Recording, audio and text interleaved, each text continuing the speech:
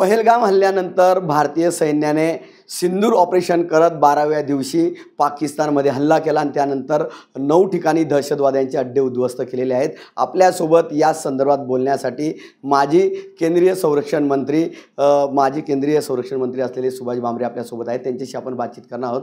बाबा, काय सांगाल? सगळ्यात आधी जेव्हा काल सकाळी जनतेला समजलं तर जनतेच्या मनासारखं झालं। अनेक आनंदाची लहर पूर्ण भारतात उमटली।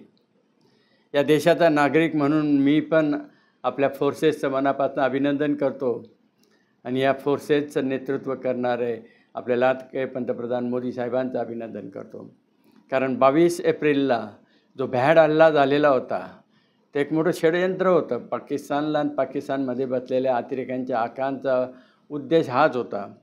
या हल्ल्याच्या माध्यमातून काश्मीरी जनतेला भारतापासून लांब करायचं आणि भारतात अंतर्गत कलह होण्यासाठी करायचं आणि प्रचंड आक्रोश होता।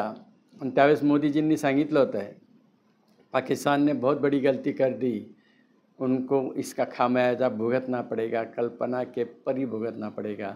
आणि त्याप्रमाणे 15 दिवस सगळ्या फोर्सेसना फ्री हँड दिला आणि एक योजना तयार झाली। त्या योजनेअंतर्गत 9 ठिकाणी अतिरेक्यांचे तळ होते ते उद्ध्वस्त झाले आणि त्यांचे जे लष्कर ए तोयबा असेल, जैश ए मोहम्मद असेल, अशा अतिरेकी संघटनेचे तळ उद्ध्वस्त करण्यात आले।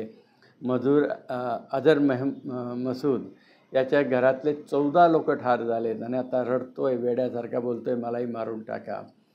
अजून ऑपरेशन सिंदूर पूर्ण झालेलं नाही आहे। 21 ठिकाणी अजून टार्गेट करायचे आहे आणि त्याच्यामुळे यावेळेस एक हल्ला करून थांबणारे नाहीत मोदी, पूर्ण अतिरेक्यांचा बिमोड करूनच थांबणारे मिशन। बाबा, हल्ला झाला मात्र पाकिस्तानने देखील आता युद्धाची तयारी सुरू केलेली आहे, त्याबद्दल आपण काय म्हणाल? पाकिस्तानची आर्मी, पाकिस्तानचे राज्यकर्ते ते काहीच करू शकत नाही आहे। त्यांचं 4 दिवससुद्धा युद्ध लढायची क्षमता नाही आहे, परंतु जनतेला दाखवण्यासाठी आदळआपट करावंच लागेल। ते नेहमीप्रमाणे जे बॉर्डरवर फायरिंग करत राहतात ते 1947पासून चालू आहे। त्यांचं फायरिंग होतं आहे, आपलं रिटॅलिएट करतो। परंतु भारताने जेव्हा हे ऑपरेशन सिंदूर केलं त्याच्यात क्लिअर मेन्शन केलं, पूर्ण जगाला सांगितलं आमच्यावर हल्ला झाला आहे, आमचे निरपराध नागरिक मारले गेले, त्याच्यामुळे तो आमचा अधिकार आहे। आम्ही आमच्या अधिकाराचा वापर करत फक्त अतिरेकी तळ उद्ध्वस्त करतो आहोत, आम्ही फक्त अतिरेक्यांना मारतो आहोत, त्यांना नेस्तनाबूत करतो आहे। आमचं लक्ष पाकिस्तान मिलिटरी नाही, आमचं लक्ष पाकिस्तान आर्मी नाही, आमचं लक्ष पाकिस्तान जनता नाही किंवा तिथला कुठलाही भूभाग आम्हाला घ्यायचा नाही। बाबा, या अगोदर देखील सर्जिकल स्ट्राईक झाला, त्यावेळेस आपण संरक्षण राज्यमंत्री होते। आता त्यानंतर आताचा अनुभव आणि त्याच वेळेचा अनुभव काय म्हणाल? त्यावेळेस मी संरक्षण राज्यमंत्री होतो आणि पर्रिकर साहेब कॅबिनेट मंत्री होते आणि त्याच्यामुळे या सगळ्या योजनेचा मी पण एक लहानसा भाग होतो। आज मी सर्वसामान्य नागरिक आहे आणि नागरिक म्हणून माझा भरोसा आपल्या फोर्सेसवर आहे, माझा भरोसा आपल्या नेत्यावर आहे, मोदी साहेबांवर आहे आणि त्याच्यामुळे आजही तेवढाच चांगला आनंद आहे आणि त्यावेळेसही तेवढाच आनंद होता।